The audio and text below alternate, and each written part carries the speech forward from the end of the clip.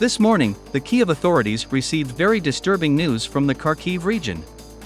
While the Ukrainian High Military Command was thinking about how to save AVDIIVKA from imminent surrender, Russian troops launched a large-scale offensive on Kupyansk.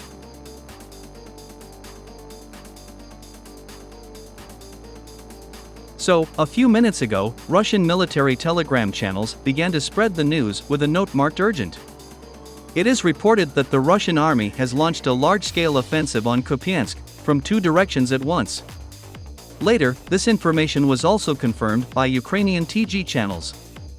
According to them, the Russians began storming Ukrainian positions near Kupyansk, and the fighters of the PMC Wagner group allegedly also took an active part in the fighting. According to the Ukrainian media, the situation for the armed forces of Ukraine remains difficult, and it is not possible to predict the outcome of hostilities.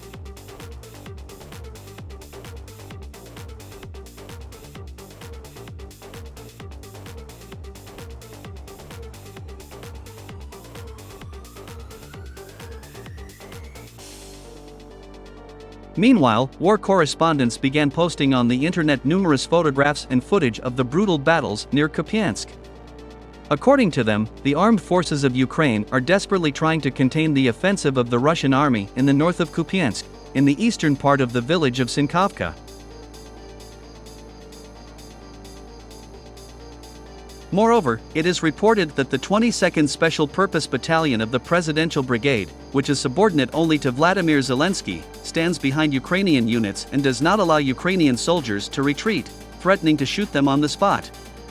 At the same time, Ukrainian war correspondents continued to speak unflatteringly about the military command of the armed forces of Ukraine. According to them, Ukrainian commanders are sending elderly people into battle, who are 55-65 years old. Often, these old people are thrown into trenches with a tiny water supply and food. In such conditions, the only salvation for these soldiers is the surrender to the Russian army.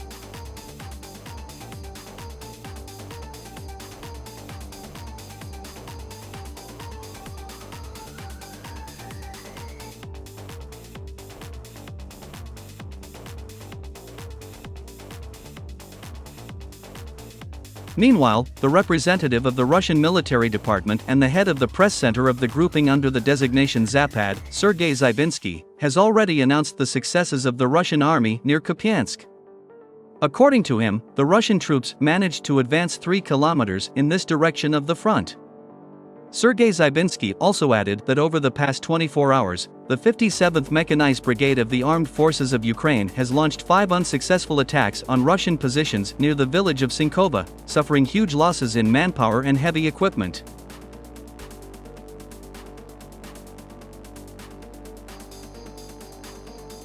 Let me remind you that this brigade of the Armed Forces of Ukraine is the most combat-ready in this direction of the front. And the fact that the Ukrainian command throws its elite units into battle indicates that General Sersky is desperately trying to stabilize the front by trying to regain lost positions. However, judging by reports from the front, the Ukrainian army finally lost the initiative near Kupyansk.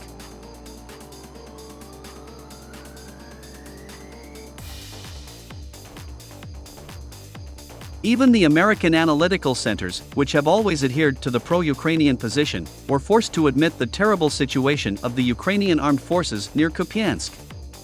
According to them, the Russian army seized the initiative along the Svatov-Kremenna-Kupyansk line, and continued offensive actions from 2 directions at once, from the north and southeast.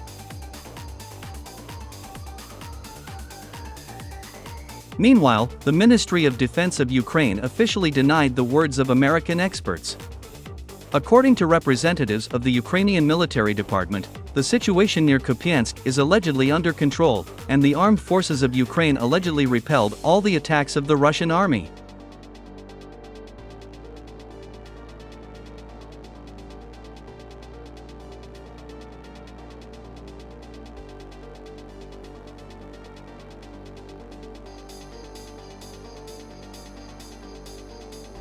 Commenting on this situation, the well-known American military observer and military correspondent, David Axe, noted that the Russian army has increased pressure on the positions of the armed forces of Ukraine along the entire front line. Thus, the Russians are forcing the Ukrainian command to increase the distance between the troops, throwing the last reserves into battle.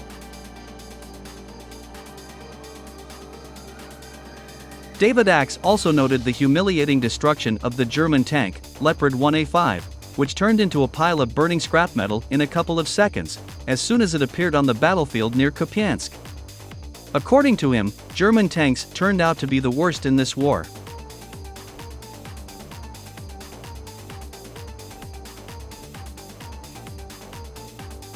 Meanwhile, American generals continue to prohibit the Ukrainian side from using Abrams tanks in winter. However, judging by the deteriorating situation at the front, Ukrainians can send American tanks into battle without waiting for the end of winter.